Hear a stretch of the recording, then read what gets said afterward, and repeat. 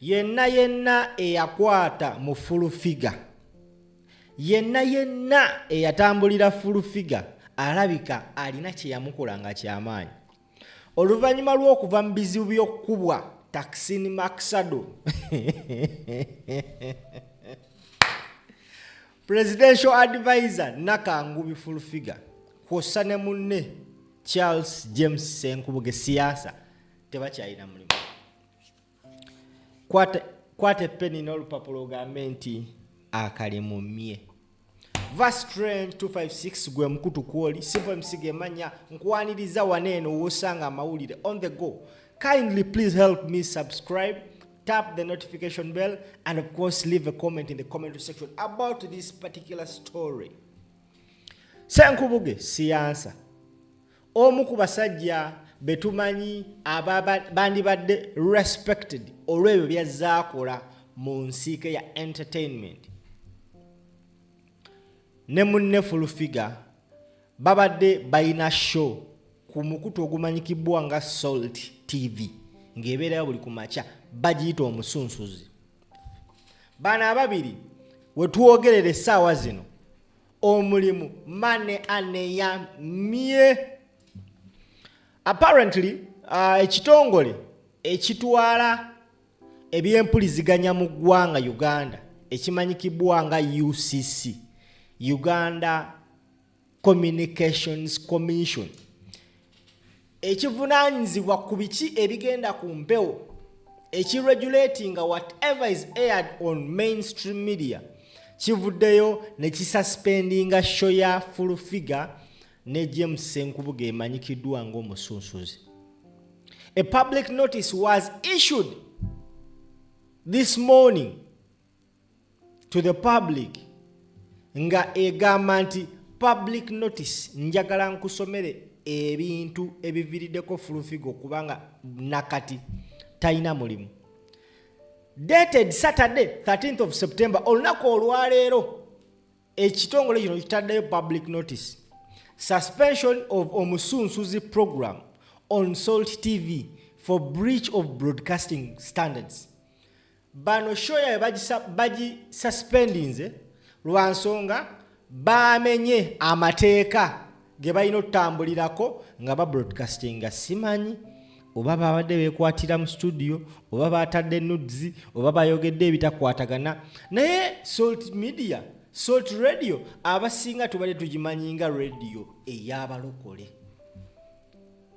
Radio, that radio is owned by a pastor, Bujjingo.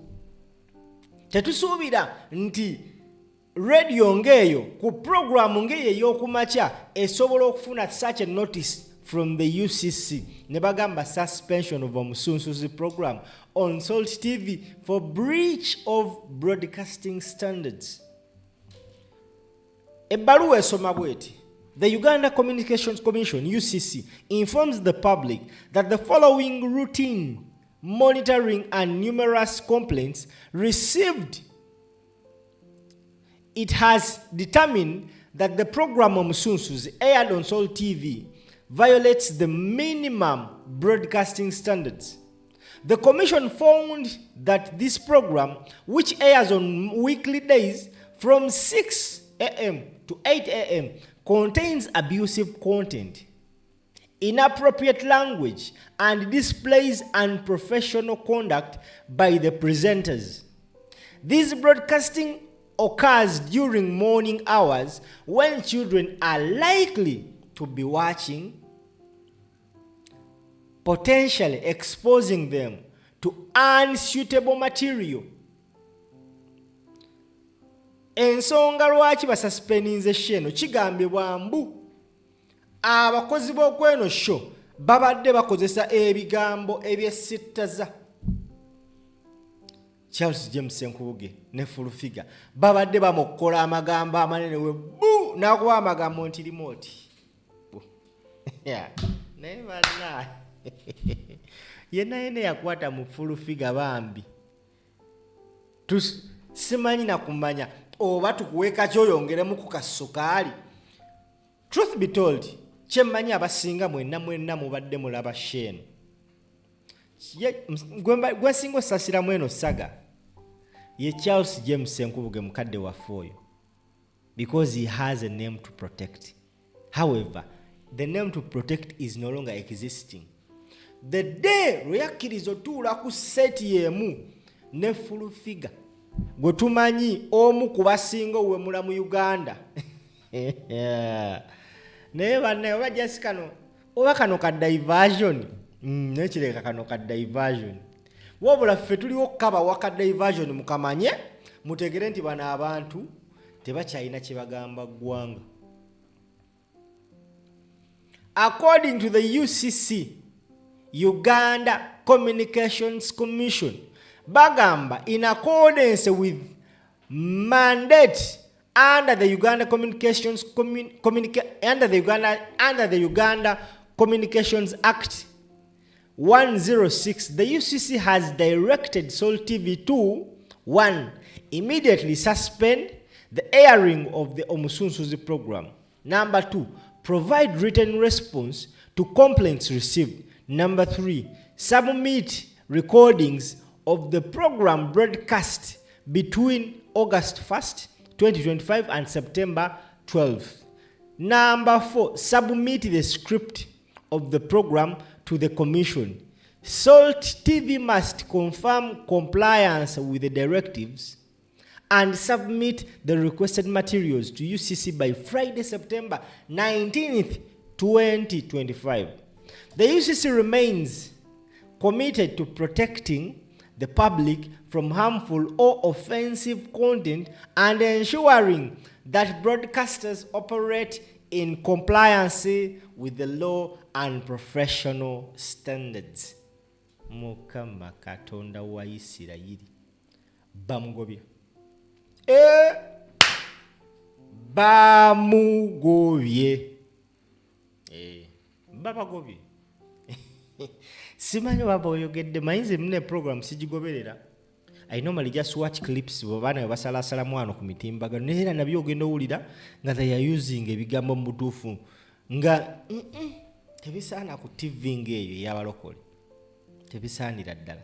First and foremost, the name full figure, as in the image herself, the person is not fit to sit on TV, and more so on that morning show enokubeera ekitiibwa. Eno TV endala zibeera bukedde beera ne program ku makya oba bagita batya ekyenkya. Salt gundi NTV ebeera ne morning at NTV. NBS ebeera ne morning breeze nga boogera ku bintu ebizimba eggwanga. Embaata ebbiri zibeera ku Salt Media nga zimukkola magambo. UCC ebyogedde nze siraba Salt.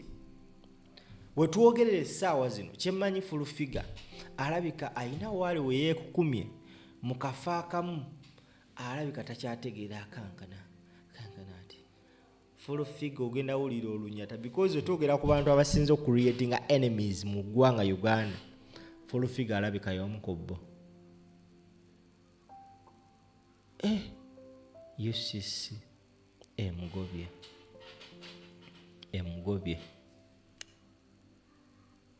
Kale newe kabaka diversion kino kiina kye kiraze eggwanga, because all along that show has been airing for quite some time. Kyemutugamba UCC mwakalaba kino. This was supposed to be done way back. This fool has sat on TV and humiliated people on national TV. No one, tewali asobola kubanga amujajinga nga ali ku TikTok ye. No one. Naye ayimirira ku TV that is regulated by the UCC. N'amukola amagambo. It is too late, but anyway. Verse 256 gomkutu kwoli bwetwogerera ssebo gwe nnyabo oba taata atulaba ayinayo kalimu konna bambi ng'oyagala house girl bambi waliwo omuntu omwalabika anatera okudda gye yava. Batugamba mu full figure yali house girl wakusaasira. Oba kino ekintu kusaasira kinamu omukono. Nammere babadde ku battle ne nammere just of recent. Yamuwendulira n'abaddu ba Taksin